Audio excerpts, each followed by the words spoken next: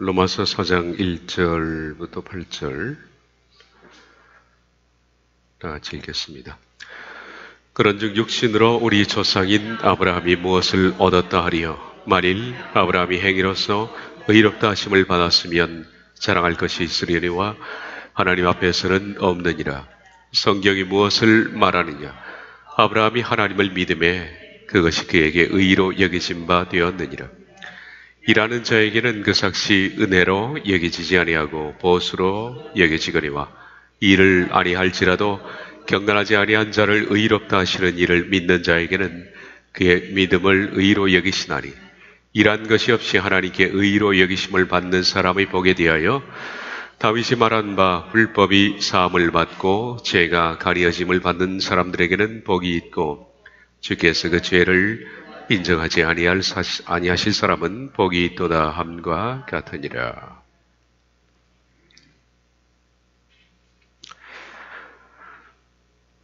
로마서 4장 1절은 그런즉이라고 시작됩니다.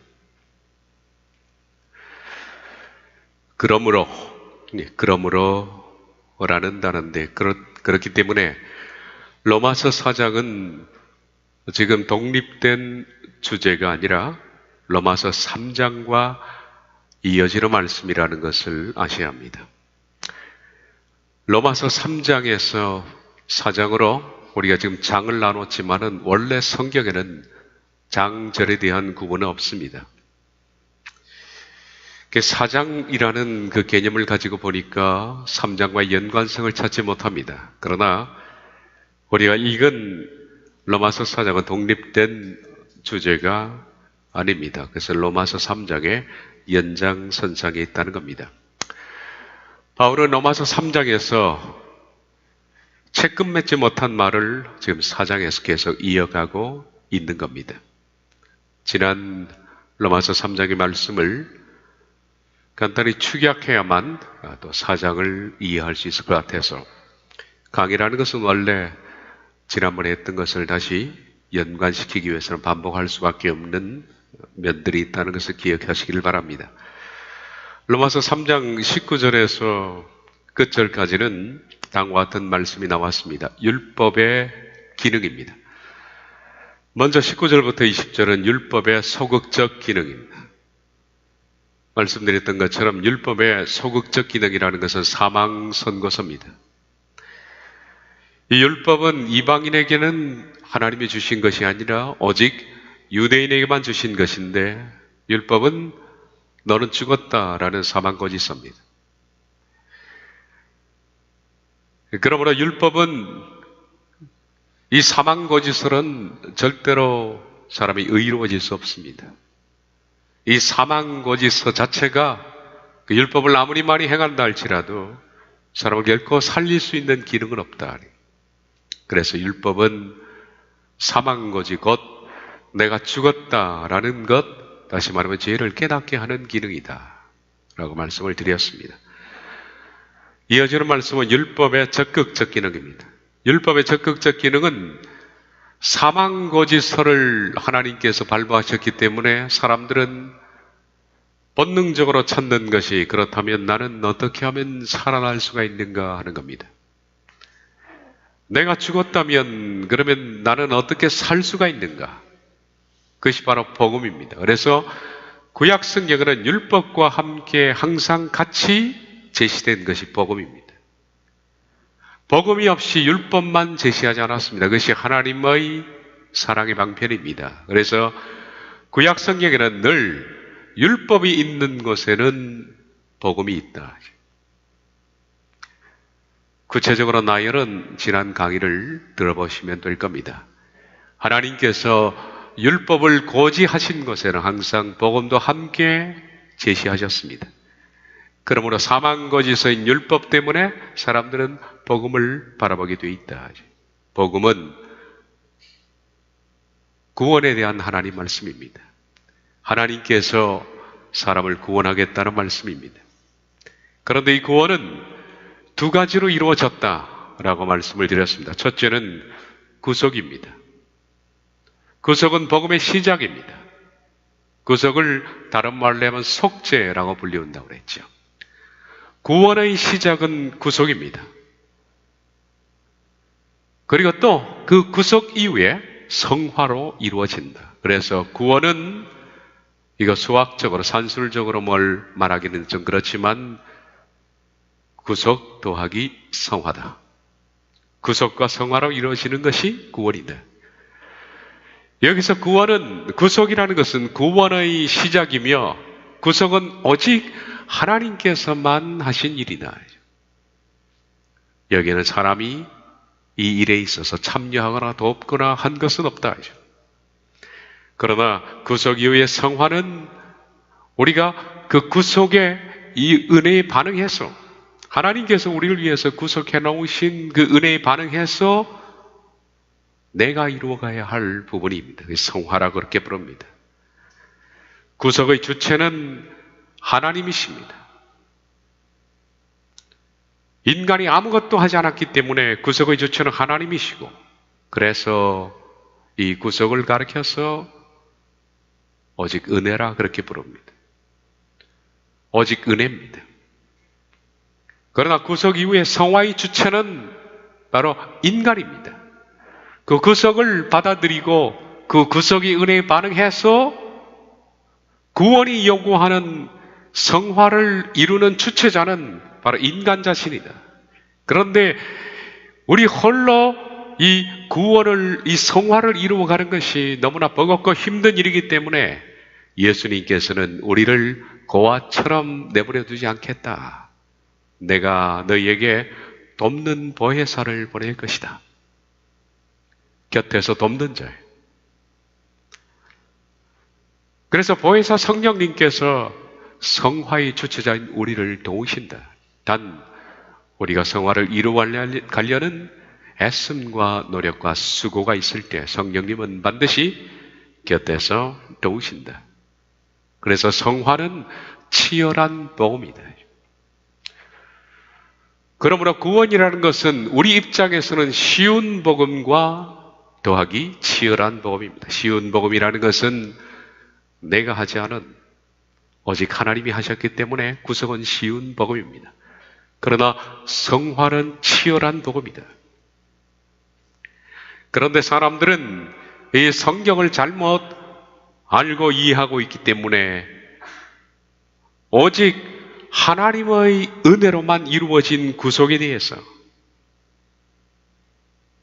사람들은 오해합니다. 구원이라는 것을 구속이라고 생각하는 거죠. 그렇기 때문에 구원 이후에 내 자신이 이루어야 할 성화도 구속의 은혜에 그냥 같이 파묻혀서 넘겨버리는 과오를 범하고 오직 구속만 믿으면 구원을 받는 걸로 성경을 오해하고 있다. 성경을 아주 잘못 본 겁니다. 다 이루었다라는 예수님의 가상칠언 가운데 6번째 선언은 구원에 관한 것을 다 이룬 것이 아니라 구속에 관한 것을 다 이루신 겁니다. 예수님께서 구원에 있어서 시작인 구속을 완성하셨다는 거지 우리의 구원을 완성했다는 것은 아닙니다. 그런데 사람들은 다 이루었다는 말씀을 마치 구원을 완성하신 것처럼, 그래서 우리가 믿기만 하면 구원을 받는 것처럼 심각하게 오해하고 있다. 믿음으로 의롭다 하심을 받는 이신칭이라는 것은 믿음으로 말미암아 칭의, 의로움을 받는다라는 것인데, 이신칭이라는 것은 바로 이렇게 구속과 성화에 이르는 전 과정을 함축하는 단어가 이신칭입니다. 무엇을 믿고 무엇을 의로움을 받는가? 그것은 구원에 있어서 구속으로 시작된 그 쉬운 복음을 치열한 복음인 내가 주체가 되어서 싸워야 할 성화를 통해서 완성되는 모든 복음을 가리켜서 함축적으로 부르는데 그것이 이신칭이다. 이제 이신칭이라는 것은 구속과 성화의 모든 과정을 언급하는 단어다라는 것이었습니다. 그리고 세 번째, 지난 3장에서는 그렇다면 율법은 어떻게 되느냐? 그래서 결말로 우리가 봤습니다. 그러면 믿음으로 말미암아 율법을 폐하느냐? 그렇지 않다고 그랬습니다. 오히려 믿음으로 인해서 율법을 굳게 세우느니라. 굳게 세운다는 것은 율법에 잃어버린 자기 위치를 믿음이 찾게 해줬다라는 얘기입니다. 유대인들은 율법을 오해해서 율법을 지키면, 이 사망 선고서를 지키면 구원을 받는다라고 생각했는데, 유대인들이 잘못 생각한 그 율법의 위치를 믿음이 오므로서 바로 세워졌다. 율법의 기능이 뭔지를 일러줬다. 이렇게 3장에 대해서 말씀했습니다. 그리고 4장이 넘어갑니다. 그런즉, 그러니까 4장은 지금 이신칭의에 대해서도 연장선상에 있는 말씀이라는 것을 기억해야 한다. 그런즉 육신으로 우리 조상인 아브라함이 무엇을 얻었다 하리요? 만일 아브라함이 행위로서 의롭다 하심을 받았으면 자랑할 것이 있으리와 하나님 앞에서는 없느니라. 그러면서 아브라함 얘기를 하면서 지금 4장은 시작되는데, 그런즉이라는 이신칭의에 대한 말씀이 지금 4장으로 이어지고 있다. 그러므로 4장 전반적인 말씀의 주제는 로마서 3장에서 계속 다뤄왔던, 특별히 3장 끝부분에서 다뤄왔던 이신칭의를 로마서 4장에서 바울은 확실하게 정리를 하고 싶은 겁니다. 그리고 여러분들은 로마서 4장을 듣게 되면 이신칭의에 관한 위대한 복음을 확실히 정립할 수가 있다. 이신칭의가 왜 중요하냐라고 말씀했으면, 아까 말씀드린 것처럼 이신칭의라는 것은 구원에 관한 모든 말씀을 한마디로 압축하는 함축어가 이신칭의입니다. 그러므로 이신칭의를 잘 이해하면 복음을 이해할 수가 있기 때문에 중요한 주제입니다. 이걸 바울은 4장에서 압축한다. 이신칭의에 대한 지난 강좌 중에서 이것이 복음이다 4번째 시간에 했던 말씀을 좀 더 보충한 다음에 말씀을 드리도록 하겠습니다.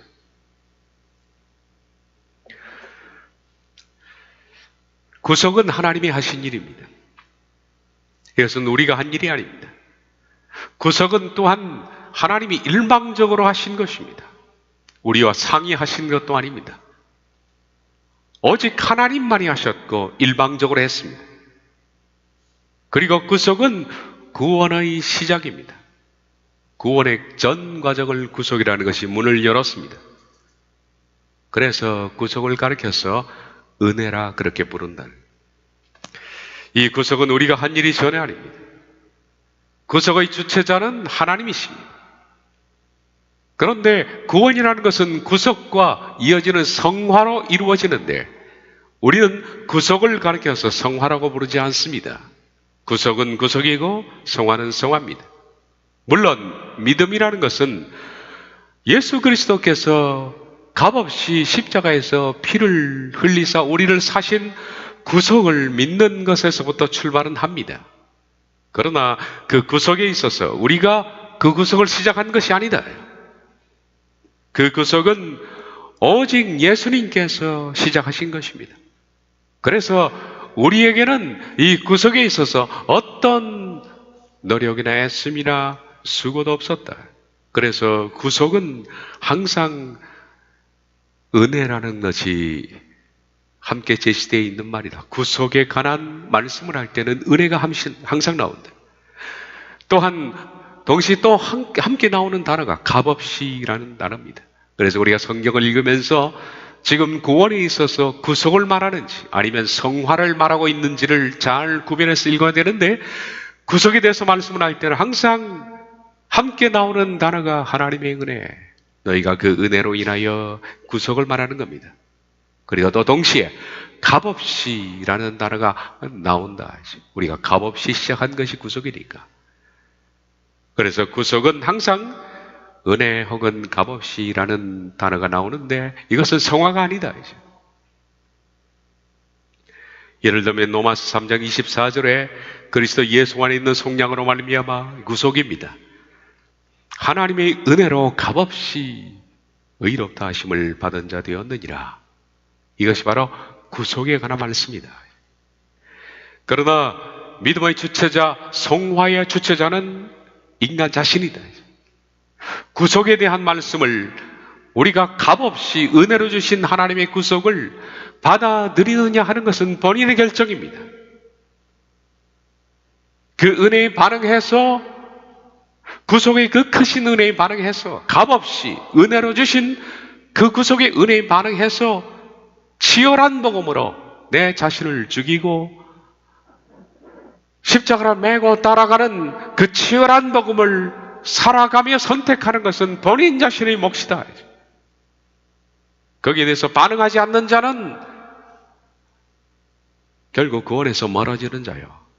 반응해서 성화를 이루어 나가는 것은 본인의 몫이다. 그러므로 천국과 지옥은 하나님의 은혜에 대해서 자기가 반응해서 선택하는 가는 것이지 하나님이 보내시는 장소가 아니다. 지옥은 지발로 지가 걸어 들어가는 장소라는 것을 기억해야 합니다. 그러므로 믿음이라고 부르는 것은 구속 이후에 내 자신이 성령님의 도우심을 받아 회개와 거룩함으로 나아가는 성화되는 단어를 가르쳐서 그것을 믿음이라 그렇게 부른다.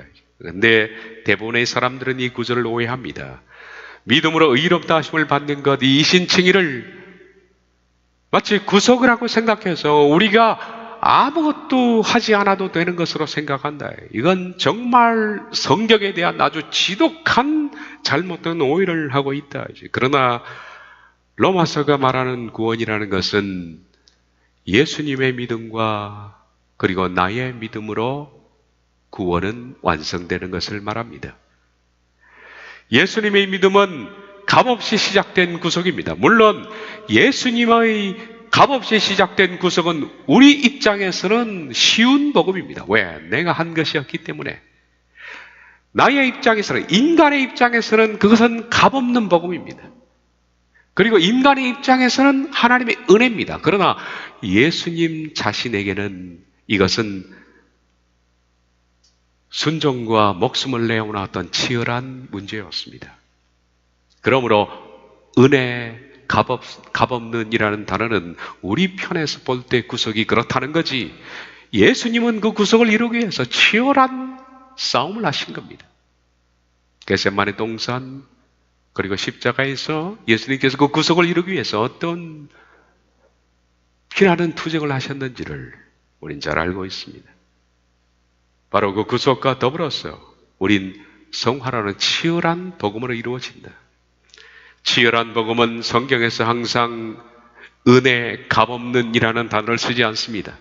성화의 측면의 구속의, 그 성화의 측면에 대한 구원의 말씀들은 항상 십자가를 지고 날마다 자기를 부인하라 라는 말씀, 정욕과 탐심을 죽여라, 성령의 열매를 맺어 나가라, 좁은 문으로 들어가라,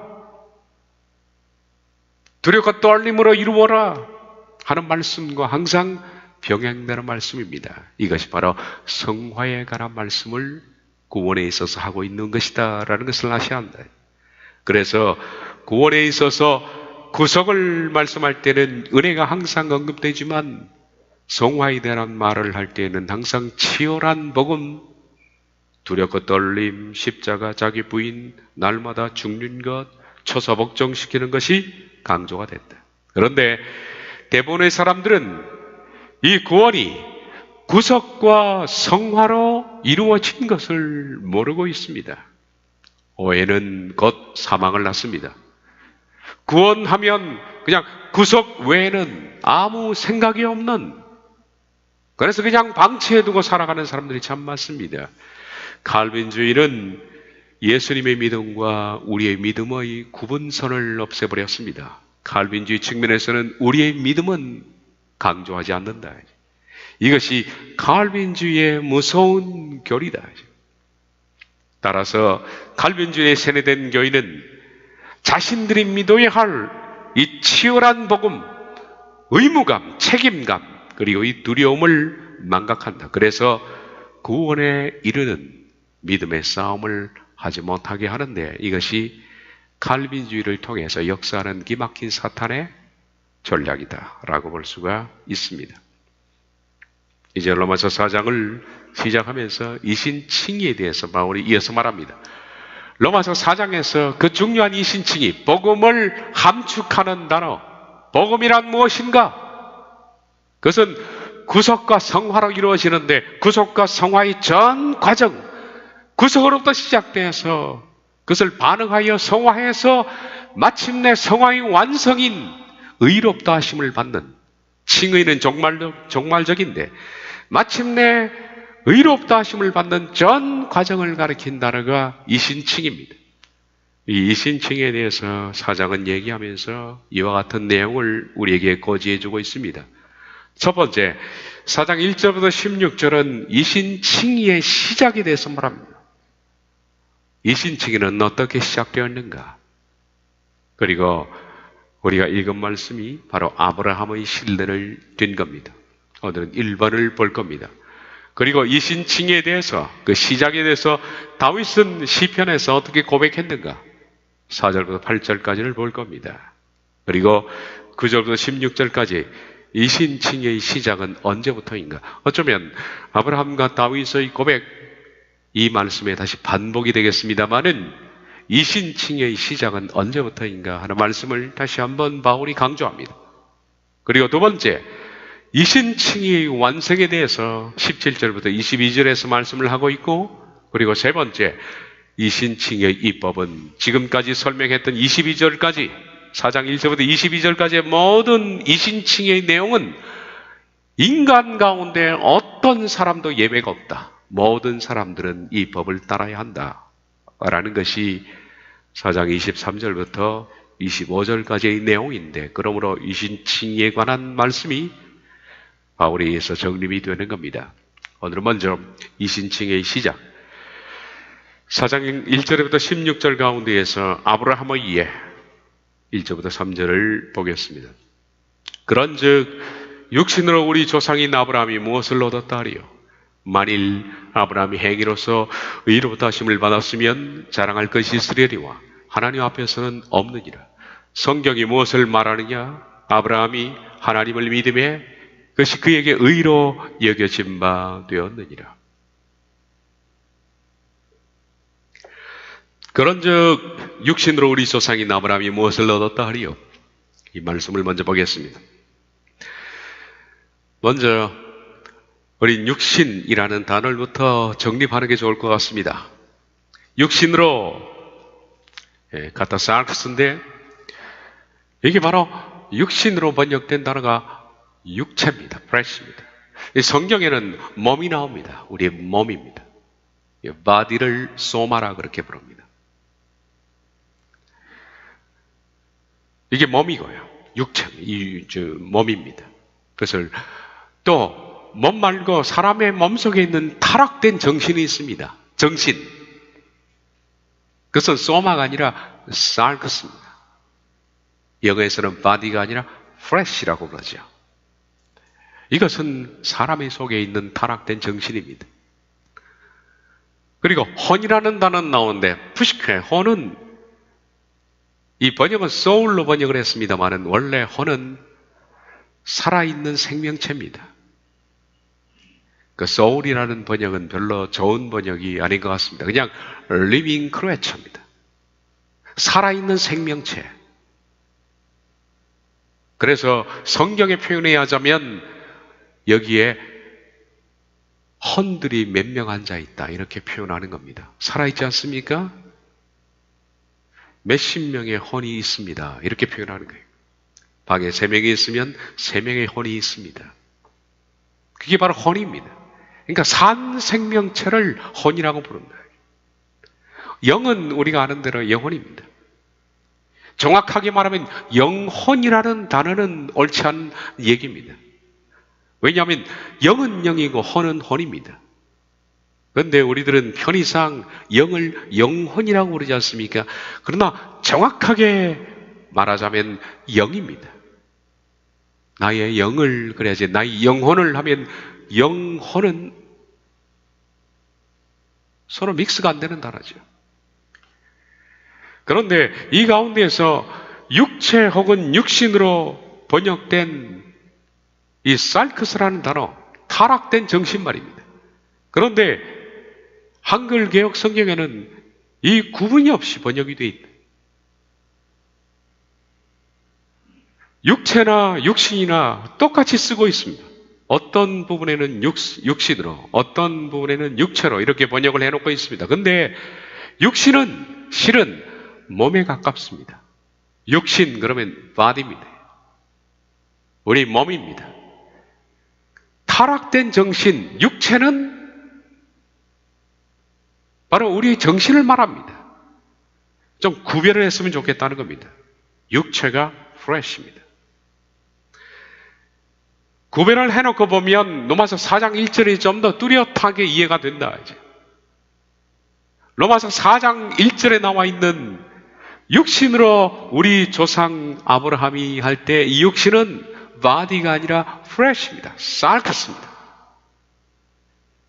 그러므로 이것은 사람의 몸으로 라는 뜻이 아니라 타락된 정신이라는 뜻입니다.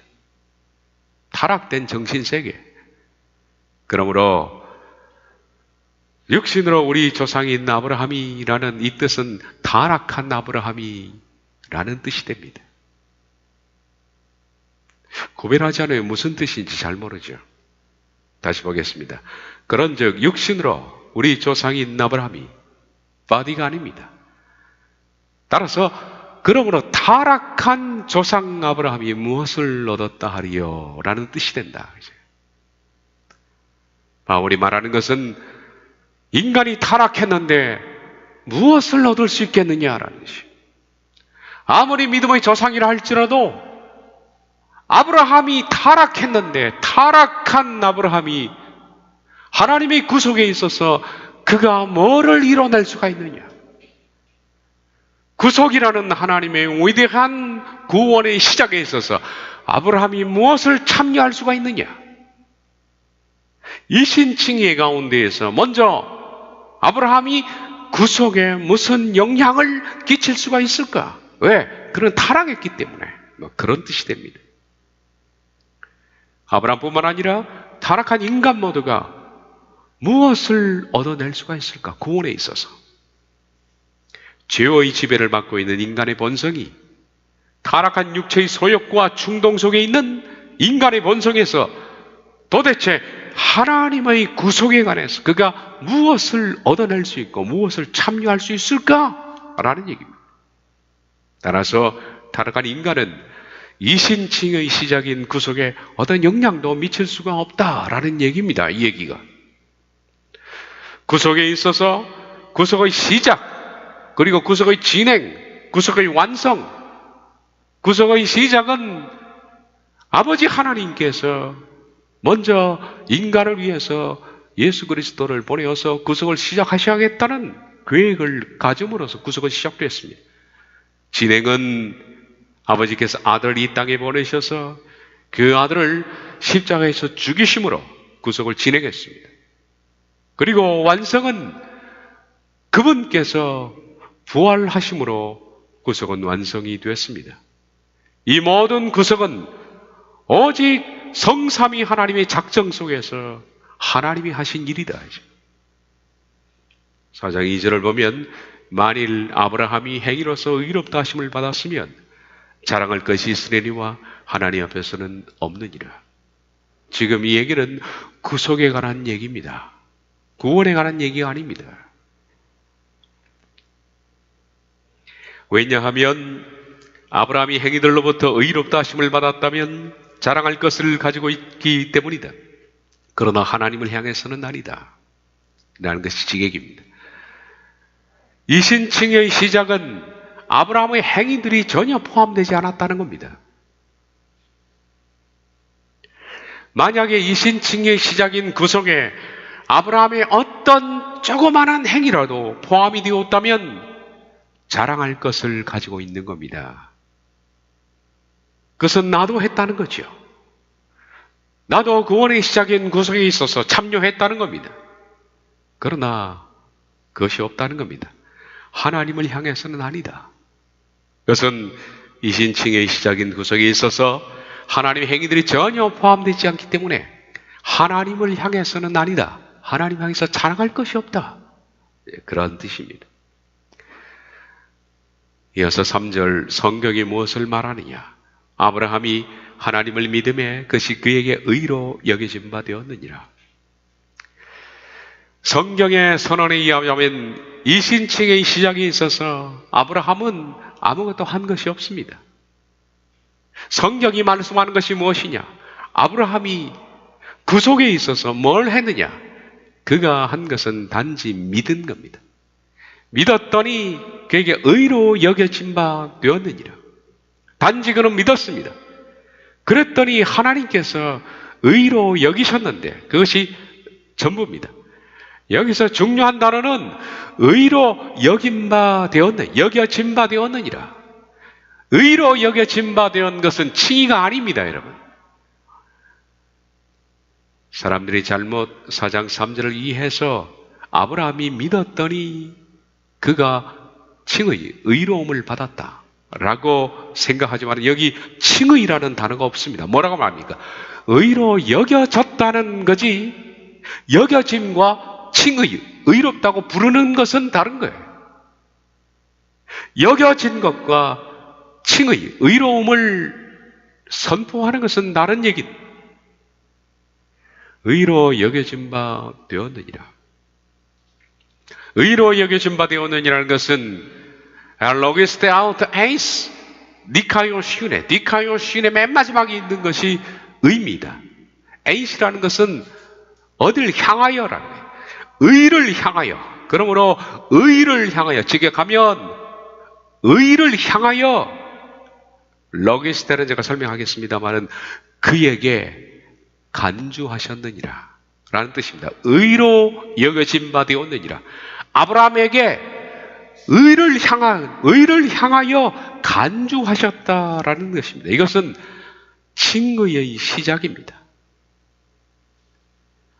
아무것도 한 것이 없는 아브라함에게 단지 하나님이 이루어 놓으신 구속, 이 구속에 대해서 아브라함이 반응을 하자 하나님은 의를 향한 것으로 간주하셨다.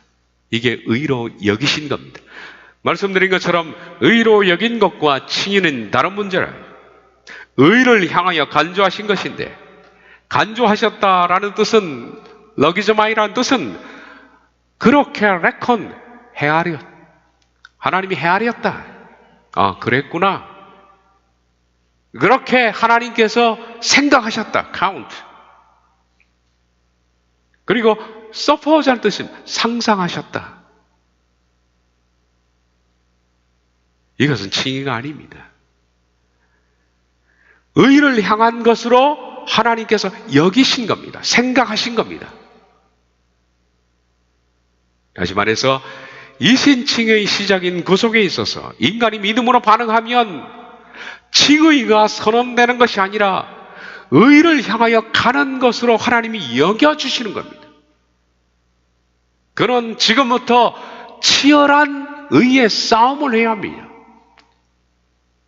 치열한 복음으로 싸워서 마침내 맨 나중에 그가 의로운 사람이 되었을 때 그에게 정말적으로 부여하는 것이 칭의. 이제 의롭다. 의를 향하여 시작한 그를 여기신 거죠. 의의 전투인 싸움을 치르고 난 뒤에 비로소 하나님께서 그에게 부여하는 종말적 칭호가 칭의라는 겁니다.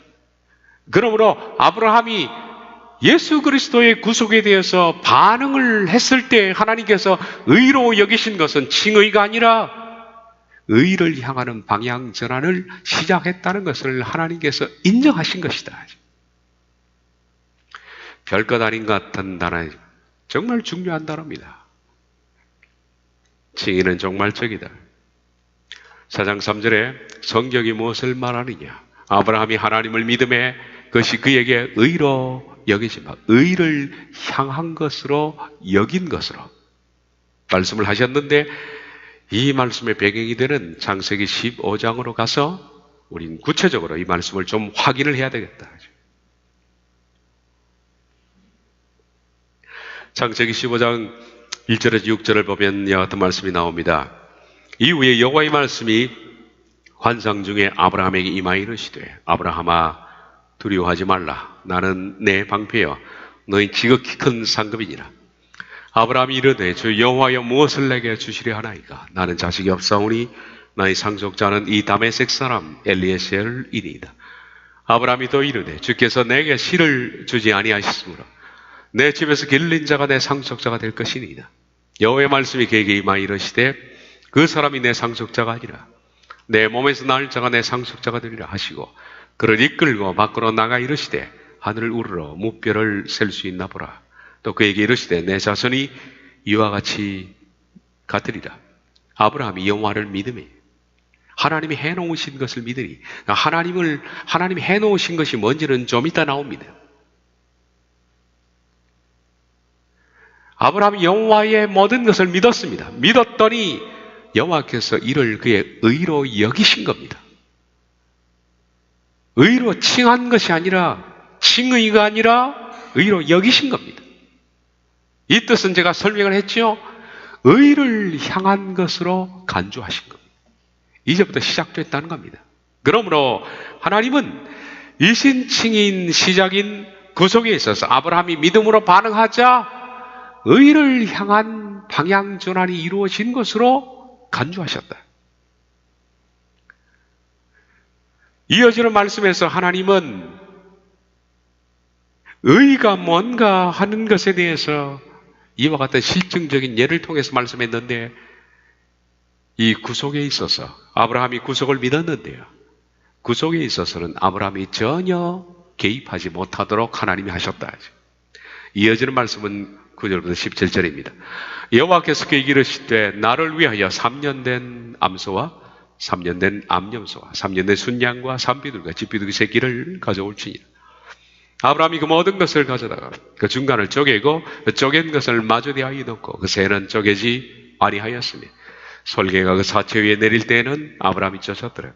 해질 때 아브라함에게 깊은 잠이 임하고 큰 흑암과 두려움이 그에게 임하였더니 여호와께서 아브라함에게 이르시되 너는 반드시 알라. 내 자손이 이방에서 객이 되어 그들을 섬기겠고 그들은 400년 동안 내 자손을 괴롭게 하니 그들이 섬기는 나라를 내가 징벌할지며 그 후에 내 자손이 큰 재물을 이끌고 나오리라. 너는 장성하다가 평안히 조상에게 돌아가 장사될 것이요 내 자손은 4대 만에 이 땅으로 돌아오리니 이는 나무리 족속의 죄악이 아직 가득 차지하림이니라 하시더니 해가 져서 어두울 때 연기 나는 화로가 보이며 타는 횃불이 쪼갠 고기 사이로 지나시더라. 하나님께서 아브라함과 언약을 세우시는데 사실 여기에 쪼갠 고기들은 예수님의 죽음을 상징하는 구속의 예식입니다. 십자가에서 죽으시는, 십자가에서 그분의 몸이 쪼개어지는 것을 말하는데 이 언약에, 그러니까 이 쪼갠 고기로 하나님께서 아브라함과 언약을 맺는데 언약이라는 것은 보통 나와 너의 약속입니다. 언약은 쌍방이 약속이 되어야 되죠. 나도 약속하고 너도 약속합니다. 결혼 언약을 할 때는 신부도 약속하고 신랑도 약속합니다. 신실함을 지키도록 둘이 쌍방으로 약속하는 겁니다. 그리고 우리가 물건을 살 때 계약할 때도 마찬가지로 판매자와 구매자가 함께 쌍방 약속을 합니다. 그것이 바로 약속입니다. 언약도 마찬가지로 하나님과 우리 사이에 함께 약속을 해야 됩니다. 약속은 이겁니다. 네가 어기면 이런 벌을 받고 네가 지키면 나도 지키겠다는 약속인데, 그런데 이 하나님의 언약은 놀라웠게도 아브라함은 전혀 이 언약에 참여하지를 못합니다. 예수 그리스도로 말미암아 쪼개진 그 고기, 그분의 십자가에서 쪼개진 고기 사이로 언약의 주체자인 하나님 홀로만 걸어가신다. 뒤에 나오는 말씀은 아브라함은 죽은 듯 쓰러져 있었습니다. 언약에 있어서 그는 가담한 것이 없습니다. 아무것도. 다시 말하면 구속은 오직 하나님만이 세우신 약속이다. 하나님만이 예수님을 이 땅에 보내셔서 예수님을 우리를 위해서 속죄의 제물로 주시기로 하나님 홀로 약속한 것이 우리와 쌍방 약속한 것이 아니다. 이렇게 의는 시작이 된 겁니다. 그러므로 의로 여기심은 칭의가 아니다. 의로 여기심은 의로 가는 방향 전환을 의미합니다. 의로 여기심은 창세기 15장에서 시작되셨습니다. 아브라함이 여호와를 믿으니 여호와께서 이를 그의 의로 여기시고 믿음으로 반응하니까, 다시 말하면 구속에 대해서 예수 그리스도의 십자가의 구속을 믿으면 하나님께서 의를 향해서 출발했구나 하는 것으로 간주하셨다. KJV 성경에도 여기시고라는 단어를 count, 생각하셨다라고 번역하고 있습니다. 그것이 옳은 번역입니다. 그러면 아브라함은 창세기 15장에서 의를 향해서 시작되었습니다. 의를 향하여 그는 여기심을 받는 방향전환이 시작된 건데, 언제 아브라함은 칭의, 의롭다 하심을 받느냐? 아브라함은 바로 말년에, 거의 인생 끝부분에, 창세기 21장이죠. 여러분, 창세기 22장에는 아브라함이 죽습니다. 아브라함이 죽기 직전에 하나님이 그에게 의롭다 하시는 칭호를 주신 겁니다. 창세기 15장부터 시작된 아브라함의 이신 칭의는 바로 그의 죽음 직전에 모리아 산에서 완성이 됐다. 바로 모리아 산에서 하나님이 그를 의롭다 하셨다라고 성경은 말합니다. 야고보서 2장 21절 23절을 보면 우리 조상 아브라함이 그 아들 이삭을 제단에 바칠 때 행함으로 의롭다 하심을 받은 것이 아니냐. 모리아 산에서 비로소 의롭다 하심을, 칭의를 받은 겁니다. 네가 보거니와 믿음이 그의 행함과 함께 일하고 행함이 믿음으로 온전하게 되었느니라. 이 칭의 과정은 반드시 행함이 있어야 됩니다. 구속에 있어서는 우리가 행함이라는 것은 전혀 없습니다. 오직 그분이 하신 겁니다. 홀로 쪼갠 고기 사이를 그분이 지나셨습니다. 홀로 십자가에 죽으셨습니다. 그런데 칭의에 있어서는 믿음은 반드시 행함이 있어야 된다. 거룩함을 이루어야 합니다. 그렇게 될 때 믿음이 온전하게 되느니라. 이에 성경이 이른바 아브라함이 하나님을 믿으니 이것을 의로 여기셨다 하는 그 말씀이 이제는 모리아 산에서 이루어진 겁니다. 칭의를 그때 받은 겁니다. 그리고 그때 그는 칭의를 받자 너는 내 벗이다 하는 칭함을 받았다. 그러므로 하나님이 나의 친구라고 부르는 사람은 칭의가 된 사람이다 라는 얘기입니다. 창세기 22장의 모리아 산 기사가 이 칭의를 받는 그 장면을 잠깐 보겠습니다. 그 후에 하나님이 아브라함을 시험하시려고 그를 부르시되 아브라함 하시니 그가 이르되 내가 여기 있나이다. 여호와께 이르시되 네 아들 내 사랑하는 독자 이삭을 데리고 모리아 땅으로 가서 내가 내게 일러준 한 산 거기서 그를 번제로 드리라. 하나님께서 그가 얼마나 창세기 15장부터 시작된 의가 얼마나 성숙했고 얼마나 완전하고 얼마나 자라났는지를 하나님이 테스트하시는 겁니다. 그 테스트를 보시고 하나님께서는 의로 여기실 건지 의로 칭할 건지 말 것인지를 결정하시는데, 그 오랜 시간 동안에 하나님께서는 아브라함이 창세기 15장부터 시작된 그 의가 얼마나 완성된 일을 보셨습니다. 그것은 아들 독자 이삭을 줬는데 그를 바치라고 하자 아브라함이 아침에 일찍 일어나 나귀의 안장을 지우고 두 종과 그 아들 이삭을 데리고 번제에 쓸 나무를 쪼개 가지고 떠나 하나님이 자기에게 일러주신 곳으로 가더니 제3일에 아브라함이 눈을 들어 그것을 멀리 바라본지라. 이에 아브라함이 종들에게 이르되 너희는 나귀와 함께 여기서 기다리라. 내가 아이와 함께 저희 가서 예배하고 우리가 너희에게로 돌아오리라 하고, 아브라함이 이에 번제나무를 가져다가 그의 아들 이삭에 지우고 자기는 물과 칼을 손에 들고 두 사람이 동행하더니 그는 아무런 이의가 없습니다. 하나님 말씀에 순종하는 겁니다. 이만큼 성숙한 거예요. 그는 철저한 복종에, 하나님 명령 앞에 완전한 복종, 어떤 이의도 제기하지 않는. 왜? 그는 창세기 15장부터 시작된 이신칭의가 이렇게 자라난 겁니다. 칭의할 만큼 그는 자라난 겁니다. 그만큼 믿음의 치열한 성숙이 있었다는 얘기죠. 이삭이 그 아버지 아브라함에게 말하 이르되 내 아버지 하니 그가 이르되 내 아들아 내가 여기 있노라. 이삭이 이르되 불가나무는 있거니와 번제할 어린 양은 어디 있나이까. 아브라함이 이르되 내 아들아 번제할 어린 양은 하나님이 자기를 위하여 친히 준비하시리라 하고, 두 사람이 함께 나아가서 하나님이 그에게 일러주신 곳에 이르지라. 이에 아브라함이 그곳에 제단을 쌓고 나무를 버려놓고 그의 아들 이삭을 결박하여 제단 나무에 넣고 손을 내밀어 칼을 잡고 그 아들을 잡으려 하니 여호와의 사자가 하늘로부터 그를 불러 이르시되 아브라함아 아브라함아 하시는지라. 아브라함이 이르되 내가 여기 있나 하며 나이다 하며 사자가 이르되 그 아이에게 내 손을 대지 말라. 그에게 아무 일도 하지 말라. 네 아들 네 독자까지도 내가 내게 아끼지 아니하였으니 내가 이제야 네가 하나님을 경외 하는 줄을 아노라. 비로소 하나님은 아브라함의 믿음이 성숙해 있음을 발견한 겁니다. 그래서 이때 하나님께서 그에게 칭의를 하신 겁니다. 야고보서 2장은 이 얘기를 합니다. 아브라함이 아들 이삭을 제단에 드릴 때 의롭다 하심을 받은 것이 아니냐. 하나님은 이때 그에게 칭의를 하신 거예요. 그리고 칭의한 다음에 그는 조만간에 곧 이 세상을 떠납니다. 그것이 23장의 기사입니다. 성경이 말하는 이 신칭이에요.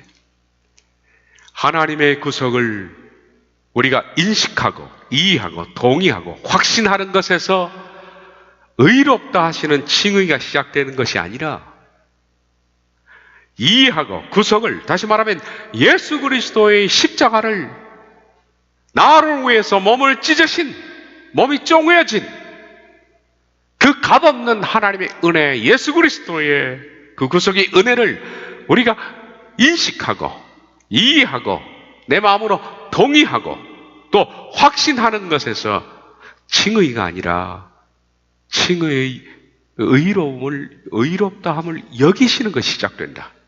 의로 여기심이 시작된다. 그리고 칭의는 오랜 시간 동안에 우리가 행함을 통해서 하나님께서 보실 때 완전한 복종, 여러분 창세기 22장을 보면 아브라함은 어떻습니까? 그의 확고한 믿음, 완전한 복종, 그리고 조금도 두려움이 없는, 하나님이 내가 이 아이를 죽여도 그를 살릴 것이라는 확신, 이런 복합적인 성숙을 보시고 하나님이 칭의, 의롭다 하신 겁니다. 그러므로 칭의는 한 사람의 인생에 거의 그리스도 안에서 믿음으로 치열한 복음적 전투를 산 사람이 열매를 맺었을 때 그가 이 세상에서 거의 하나님 나라 가기 직전에 부여하는 것이 칭의입니다. 종말적이라는 뜻입니다. 그것이. 그런데 많은 사람들은 이신칭의를 오해하고 있습니다. 칭의가 되면 그 다음에 일어나는 현상이 양자, 입양입니다. 너는 내 아들이다, 그렇게 부르는 겁니다. 그러면 우린 불행하게도 아직 자녀가 아닙니다. 누가 함부로 자기를 하나님의 자녀라고 부릅니까? 여러분과 저는 아직 입양이 되지 않았습니다.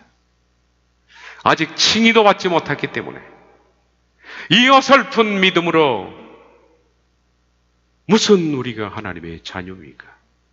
우린 자녀가 되기를 희망하는 사람일 뿐입니다. 이신칭의를 사람들이 오해합니다. 이 심각한 오해로 사람들은 구속에 대한 믿음을 발견하고 동의하고 인정하고 고백하는 순간에 자기는 의로움을 받았다라고 생각하기 때문에 그때부터 시작될 치열한 복음을 쌓아보지도 못하고 문입구에서 주저맞는 안고 마는 꼴이 된다. 이 얼마나 안타까운 현실이며 교리가 왜곡시킨 믿음이다. 이런 교리가 영혼을 살해하고 있다라고 말할 수 있습니다. 우린 자녀가 되는 것을 희망한 사람들입니다. 그러므로 제가 평소에도 늘 부르지 않습니까? 우린 성도라고 부르지 않습니다. 제가 어쩔 수 없는 상황에서 그냥 성도라고 불러주는 분이 있지만은 그러나 정확한 명칭은 교인입니다. 우린 아직 거룩한 사람이 못된 겁니다. 성도는 칭의가 될 때 부여되는 하나님의 놀라운 직위가 성도요. 성도가 된 사람을 하나님이 뭐라고 부릅니까? 내 자녀라, 입양이 되는 겁니다. 바로 그런 사람에게 하나님은 너는 나의 벗이다. 그런 사람에게 주어지는 것이 영생입니다. 자녀가 되도록 최선을 다하시기를 바랍니다. 기도하겠습니다.